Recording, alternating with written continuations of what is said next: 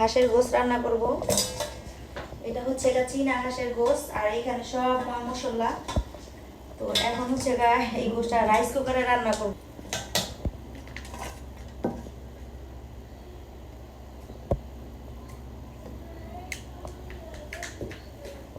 সব মশলা একবারে দিয়ে বসাই দেবো। আজকে কিন্তু সরিষার তেল দিয়ে রান্না করবো। এটা সরিষার তেল দিয়ে হাঁসের গোশটা রান্না করবো। তবে সরিষার তেলের খাবার কিন্তু অনেক বেশি মজা হয়। আমি অনেক পরিমাণ সরিষার তেল দিচ্ছি। এখন হচ্ছে এটাকে মাখাবো। এখানে নিয়ে আসো, হাতের সাহায্যে মাখাবো। হাড্ডির জন্য মাখাইতে পারতাছি না, কারণ হাড্ডি আমার হাত কেটে যাবে, এই জন্য অনেক সুন্দর করে মাখাইতেছি। শীতকালে কিন্তু হাঁসের গোশ খেতে অনেক ভালো লাগে।